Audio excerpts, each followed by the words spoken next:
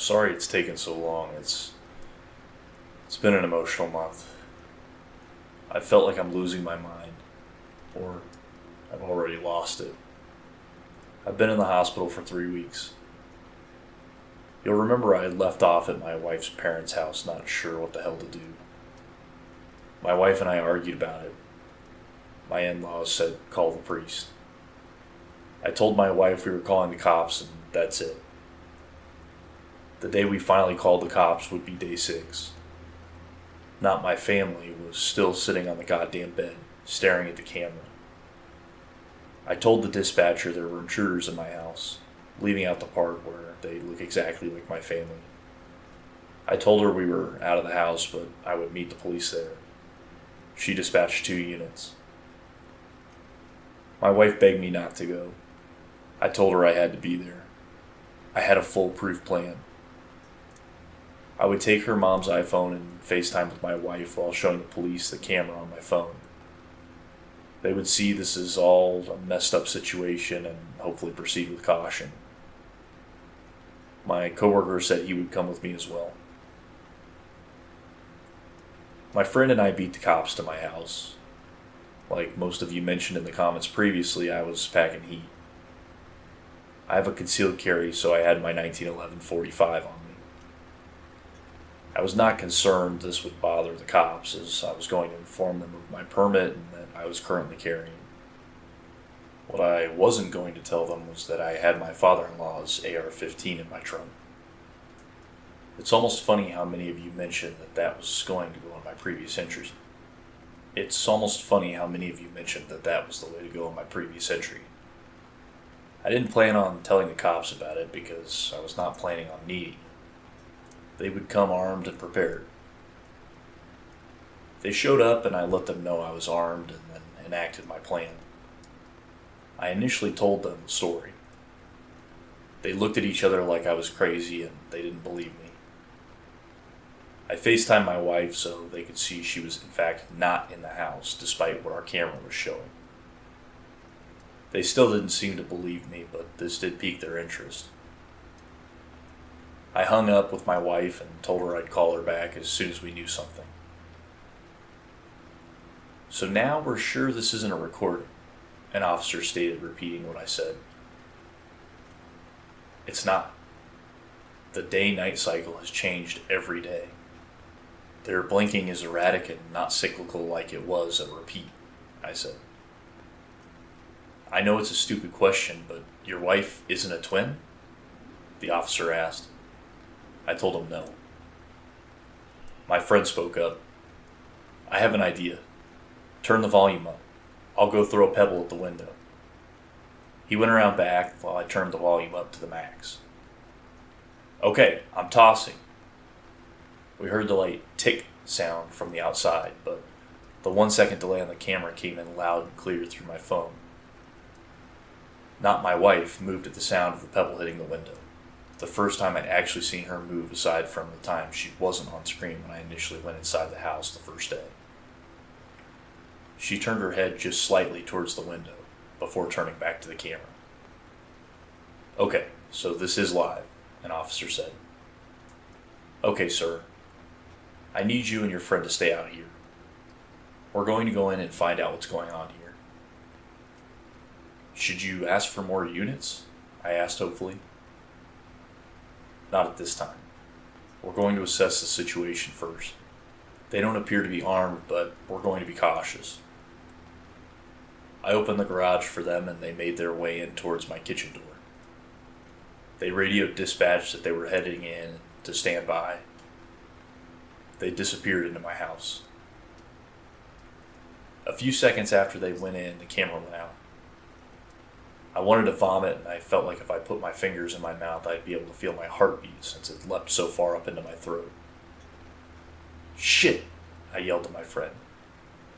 I immediately popped the trunk and got my rifle out and ran into the garage. My friend right behind me.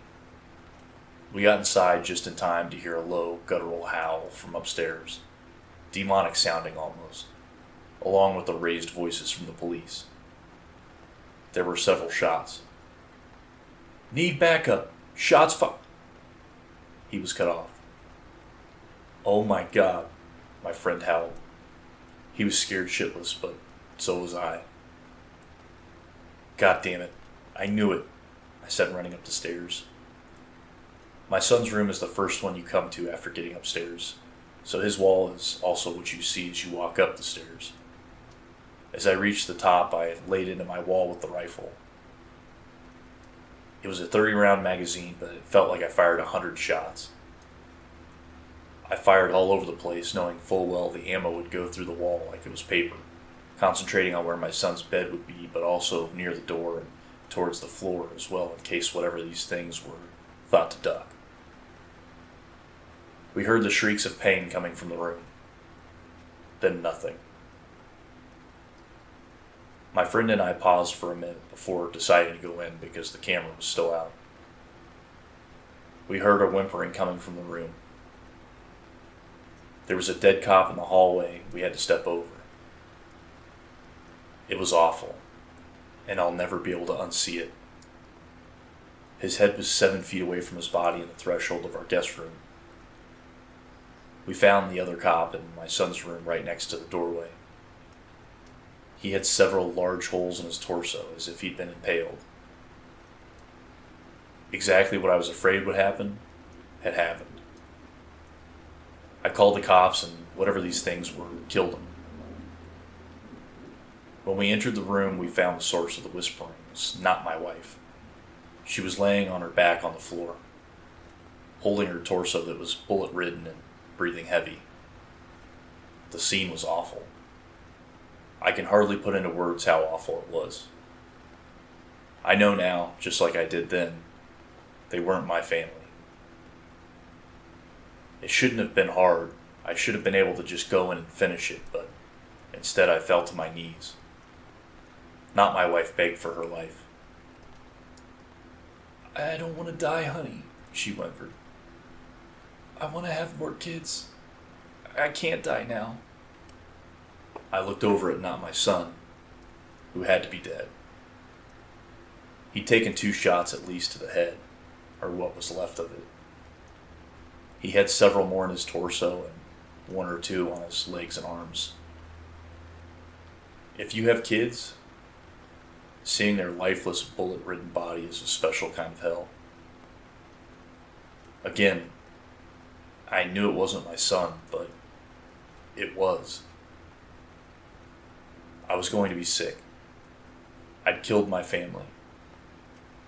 I turned back to not my wife. She was acting just like my wife. It even mimicked her anxiety about death that she had in the past year or so. It's not her, man. I forgot my friend was even there. It's not her. Shoot it. I know what you guys are thinking. How many times has this happened in the movies and you scream at your TV for the main character to just shoot the imposter because it's not their loved one? I guess movies got it right somehow. I'll never roll my eyes at the character who can't kill the imposter again. "Please don't shoot me," it begged. My hands were shaking as I aimed at it. Why couldn't I do it?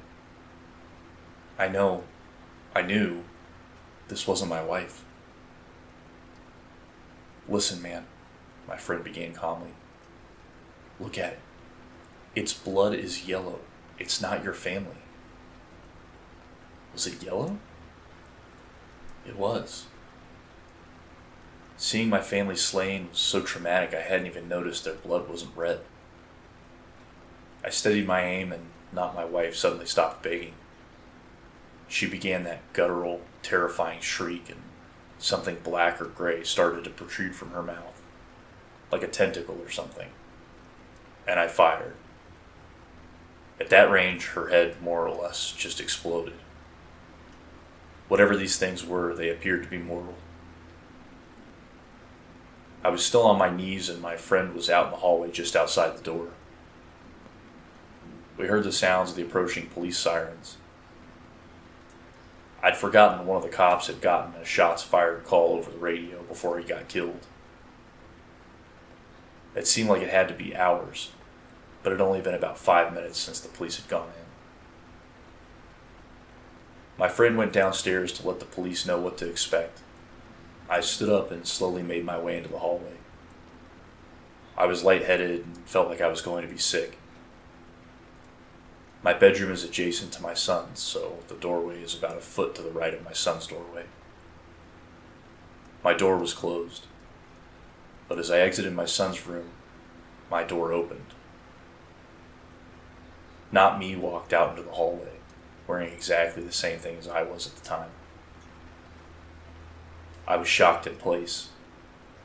I couldn't move, but it did. It walked towards me and its right arm turned black and morphed into what appeared to be a tentacle. It was wiggling around like a squid or octopus appendage. When he thrust his arm at me, it solidified and impaled me through my abdomen. It then stabbed me in the left leg just above the kneecap. I fell to the ground in pain. Its tentacle arm was wiggling again. "Why did you kill my family?" it asked. When it spoke, its voice changed pitch several times. It was my voice, then much deeper, then normal again. It alternated several times, saying that one sentence. It moved in closer. The rifle was gone, but I still had my .45. I pulled it out and got a shot off in its right knee. It howled. As Not Me fell to his knee, I fired a couple more shots, getting 2 into its abdomen and left side of its ribs. It breathed heavily for a few seconds before I used the last of my strength to aim proper and shot Not Me in the face. Its blood was also yellow. I laid there bleeding out, thinking this was it for sure. I still had some strength from the adrenaline kicking in, so I took my belt off and tried to make a tourniquet for my leg. With my stomach wound, it was hard to give it a good yank, but I tightened it. I then took my shirt off and balled it up and packed my stomach wound and applied as much pressure as I could. Being a nurse probably saved my life. I passed out, but the measures I took must have kept me alive long enough for EMS to arrive. I heard raised voices and the sound of pounding coming up the stairs before I went out.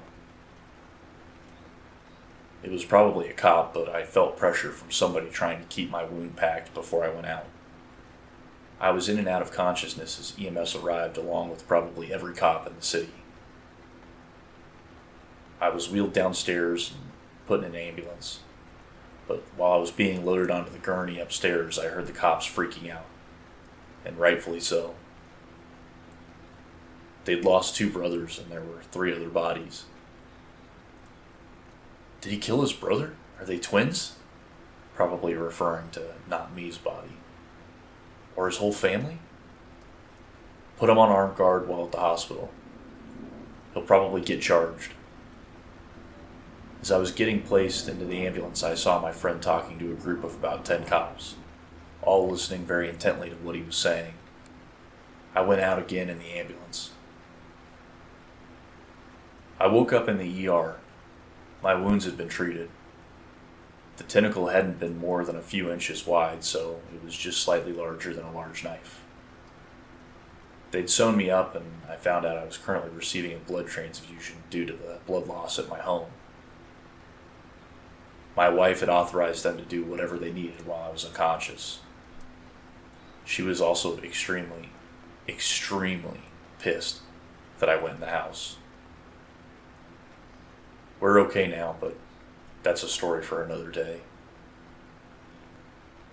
I was in the hospital for 3 weeks since I ended up getting an infection and almost went septic. I needed quite a few antibiotics. For the entire 3 weeks, I had cops in my room with questions. After about a week, they released me and no longer had me under armed guard. I told them absolutely everything, not caring if it made sense or not. And thank God my friend had come with me since he was able to corroborate this weird story. Midway through my hospital stay, men with suits came to pay me a visit. They were government, I knew right away. They said they were FBI, but I don't know if I believe that. They wanted to talk about not my family. The police chief and the coroner were involved, and it was all very hush-hush. They made it clear this was not to get out to the public. This is where I have to apologize, probably, for the anticlimactic ending in this ordeal. I don't know what not me and not my family were doing. Neither do they. The only thing we know is that they were sentient creatures and looked like us that had yellow blood. I begged the coroner to tell me about their autopsies, but he said he wasn't allowed to say. He must have felt bad for me since I received a bouquet of flowers a couple of days later. The card inside the envelope read, "We don't know what they are. They have the same organs we do, but in different parts of the body aside from their brain. But what's red and pink inside us is green and yellow inside them. They're humanoid creatures, but whatever they aren't human. The government thinks they may be extraterrestrial. Destroy this letter, ASAP." We had our house professionally cleaned. It was almost surely a government team since they contacted us on behalf of the police. We could not find any Google reviews or website for the company online. My wife and I are not going to go back to our house. We would love to burn it down, but there's no way to do that to avoid suspicion of arson at this point. We'll end up taking a huge loss on the property since everyone in our neighborhood knows there was an incident involving multiple deaths in the house, but don't know what actually happened. It'll be hard to sell, but eventually it will. We're going to move on from here. I told everyone at work it was a home invasion, but they bought it. I'll go back to work in a couple of weeks and we'll start looking for a new house. Again, I'm sorry. I know everyone wanted a concrete ending to know exactly what the heck those things were, but we just don't know. Aliens sound good to me. I've been thinking if they were supernatural or actual demons, gunfire wouldn't have been able to kill them. It's just hard to say. If they were aliens, why did they just sit there and creep in our house for a week? They didn't even try to take over our lives. It's hard to wrap my head around. If it is aliens, keep your eyes peeled out there. There could be more of them.